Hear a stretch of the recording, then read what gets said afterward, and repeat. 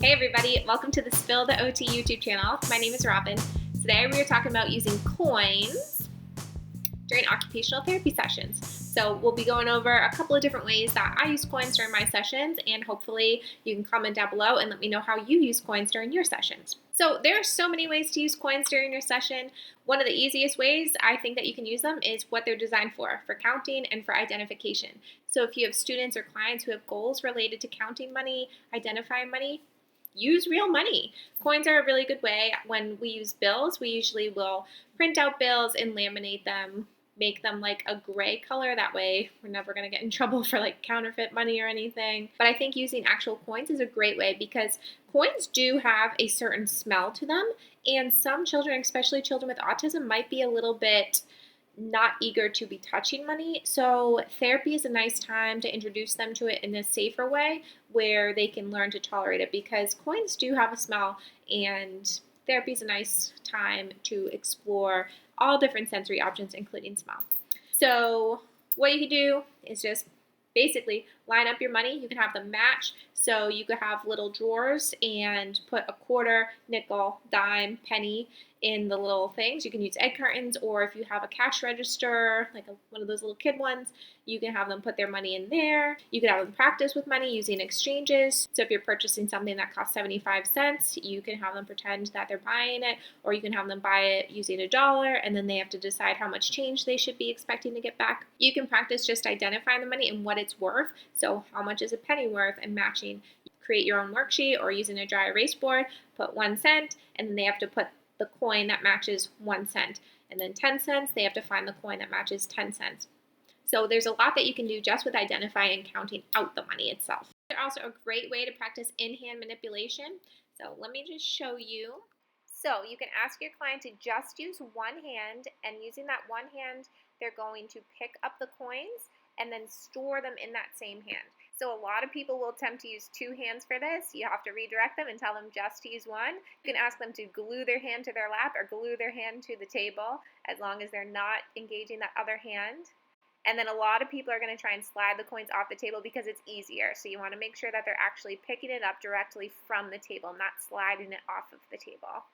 You can have your client practice tracing around the coins. This is, again, going to require bilateral coordination. They need to use one hand to hold down the coin and the other to actually trace it. And then once they're traced, you could do different activities. You could have them color it in. So you could write Q for quarter, D for dime, N for nickel. You could make a snowman. There's a lot of different things that you can do. Okay, this next one is kind of fun. You can use a marker, highlighter, pencil, crayon, what have you, but I'm just drawing some lines. Then I'm going to fold the paper in half gently, and I'm going to cut some slits. And these slits are going to be used to hide our coins. So you could hide them based on coin.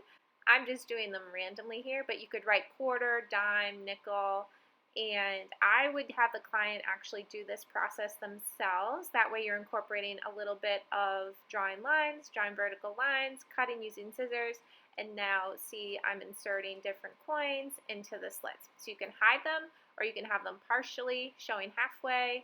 So if you were to make one line for each coin, then you could also incorporate some sorting. So if I did quarters in that one, and then nickels in the next one,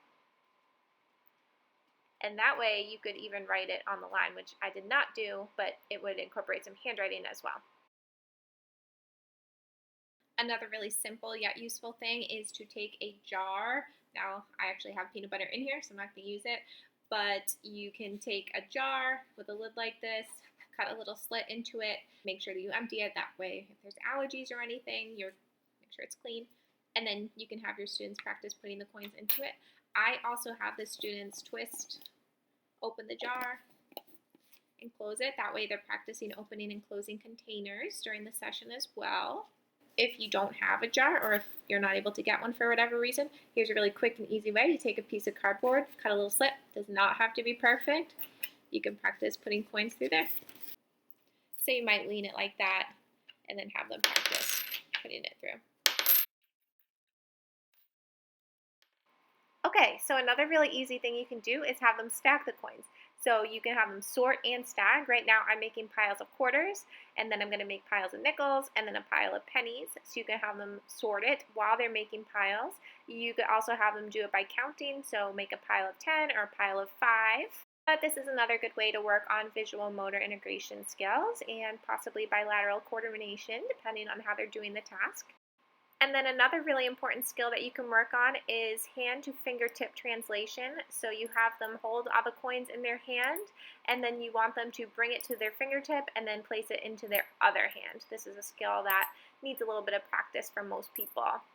Okay, so we talked about sorting, counting, tracing, stacking, in-hand manipulation, and translation, putting them in a jar, putting them in a piggy bank.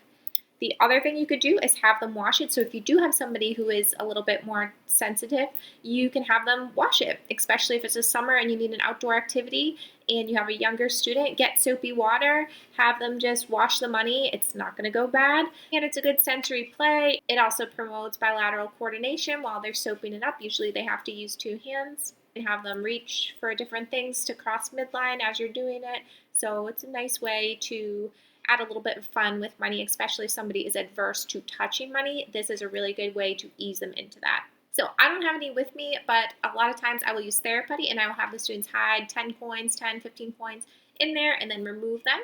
You can also have the clients use the coins as part of a sensory bin, so a bin full of small items, maybe rice or beans, sand, and coins will be in them. So you can have them do it with their eyes closed. You can put something on top of the bin so that they can't actually see it, they're just feeling around, or you can have them looking. It helps with visual closure if they can see just part of the coin and you ask them to identify what the coin is based on seeing just the shape of it, half of a shape or a third of the shape.